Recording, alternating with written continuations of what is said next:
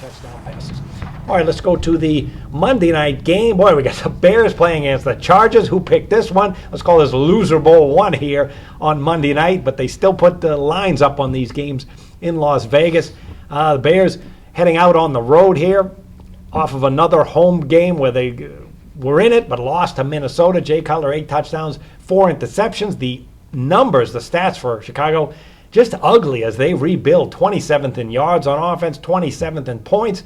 Yeah, the defense is top 10 in yards, but that's one of the most misleading stats you'll ever find because they're 28th in points, giving up 29 points per game on the season. So, Harvard, it's a long road trip heading out to San Diego for a bad team here. These Bears are getting your money at all?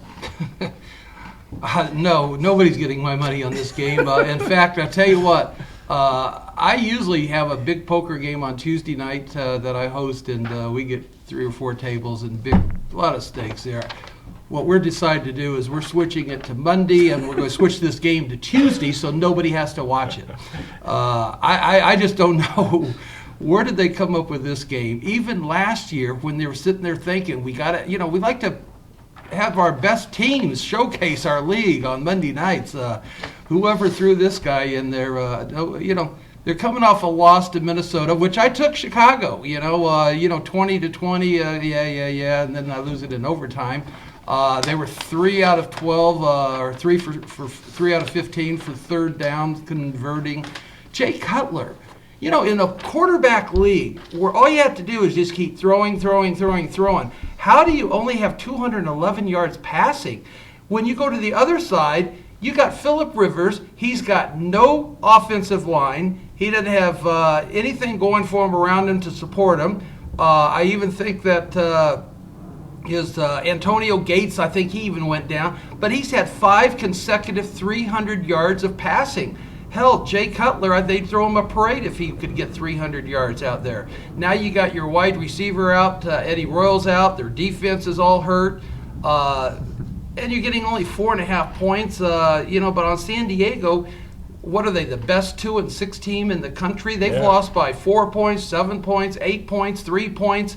They keep losing on the last play of the game. I think they've had 3 losses on the last play of the game, which means they don't cover a lot of spreads. And I mentioned that a week or 2 ago, that one of the reasons the fans don't mind if they move up to LA is because they never win money for their home base. You've got to cover spreads to get support, and almost every game goes under. Well, who wants to buy a season ticket if you're going to go out there and watch them lose and there's no points scored? Again, his offensive line's out, his defense is out. So flip a coin. I have no clue. If you had to put a gun to my head, I could back a guy that's got, Rivers, he's the only one happy. He got the big contract, so hey, maybe that's why he's doing so successful. So I'd have to back San Diego and lay the 4.5. Yeah, the Bears haven't been able to close anybody out this year on many teams, and San Diego's been in that boat too. If you're looking for a reason for it, I guess it'll be home road breakdown because they're not bad at home, 2-2 Chargers, but they're 0-4 on the road. They have not been covering betting numbers for a long time here. 5-14 spread run. Have problems on the offensive line, as Harvard mentioned, and the defense has been erratic. If there's one plus with them, the offense has actually been really good. One of the top 5 in yards and top 10 in points all season. Phillip Rivers has some terrific numbers, 18 touchdowns, 7 interceptions. Nice comeback against Baltimore, but again, falling short. So at least they have some offense, and now they're home. So, Zach, can you trust either of these teams? Well, I know I mentioned San Diego is one of the teams that I just hate to bet on, but since I didn't give a pick on the Colts-Broncos game, I'll go ahead and side with the Bears here, plus the 4.5. Same thing with the Bears that the Chargers had. They've lost close games. You can say they could have beat the Green Bay Packers when they got stopped short of the end zone earlier in the season. They blew the game against the Lions. They blew the game last week against the Vikings. But still, I think Jay Cutler, he's playing better this year. He's not turning the ball over as much. With Trestman gone, the offense looks better. Got Alshon Jeffries in the offense for the past 3 games, and he's catching the ball at a high rate now. So the offense is looking a lot better. And defensively, the team's not as bad as they were a couple of years ago. Though I didn't know why they went to the Lovie Smith prevent the last 2 series of the game against the Vikings. Even though he's not there, his memories still haunt the Bears defense. But yeah, Chicago, they're more of a thorough team, more balanced, and I think the San Diego Chargers are just a mirage. They've got that flash, run and shoot offense that wears out Phillip Rivers' arm, and then when it comes time to win the game, when it's on the line in the fourth quarter, that style of play doesn't work. It's like having a college basketball team running up and down the court. When a team decides to buckle down, they're capable of doing it, and that's what I think the Bears can do. They're obviously familiar with that type of offense with Trestman there past couple of seasons. So I just think the value's on the Bears. I might even watch this game, but we'll see how that one goes. So I'll side with the Bears. Well, I can't trust either team. The Bears 7-15 against the spread after a spread loss, which they suffered a very close one against the Vikings. And I can't trust Jay Cutler on the road here. And it's tough to trust San Diego either, as you mentioned. So I'll take a look at another prop bet, and that'll be have to go with the home team quarterback here. Phillip Rivers is reliable. He's got some terrific numbers, and he's facing a terrible Chicago secondary. He could put up 2, 3, or 4 touchdowns if he gets hot here, and the prop bet is going to be around 2, maybe even 2.5 on him, but I would say take over him. And you can even do that with yards, too. It might be around 300, and he's been on a 300 tear of late. All right, let's tell you how we've done for the season, what we have going on here. Harvard, your football record 37-20. That's college and pro.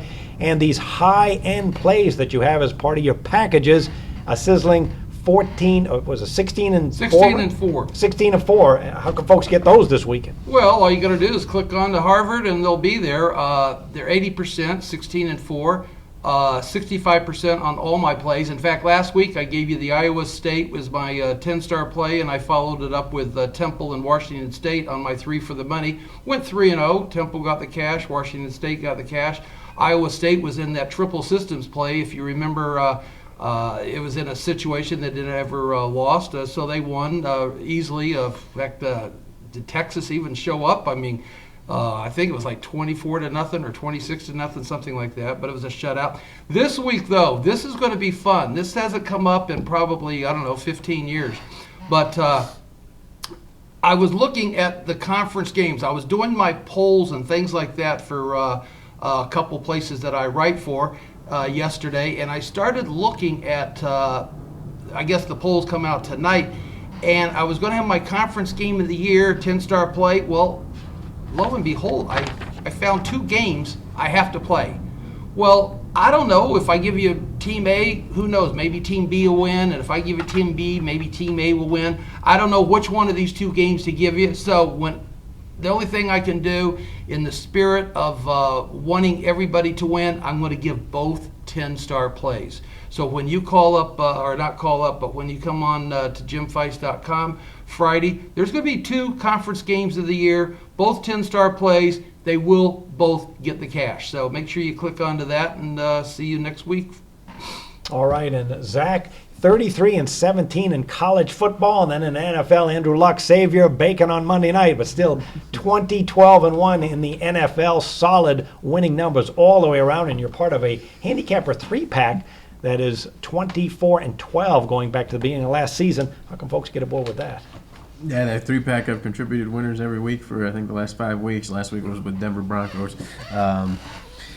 Yeah, I'm just holding steady on the season. NBA started. NCAA basketball is coming up here in a couple of weeks, so this is my favorite time of the year. These next 2 months, finishing out the NFL season before the playoffs begin in January, and that's when conference play begins in college basketball, so this is the best time to get on board. A lot of great packages offered by myself, John, and Hollis, and that's high value when you have 4 different sports going on at this time of year. So JimFeist.com, I have my weekend college and pro plays up by Friday.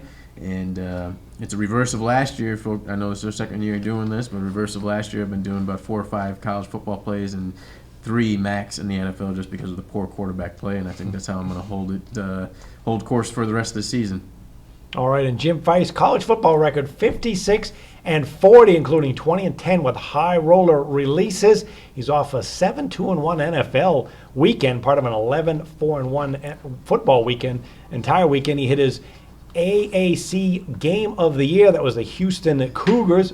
And then he hit his Shocker of the Year. That was Saturday. That was underdog Washington State with Stanford. Big home dog, but they were there all the way in a 30-28 loss. You can get Jim's plays at jimfeist.com. I'll just call 1-855-846-7426. Also, you want free plays every day from Jim. You can go to jimwins.com. You'll get them right to your cell phone via text, or you can call that free pick phone number. All right, that'll do it for the NFL version of ProLine. Good luck with the games, everyone, and we'll see you next week.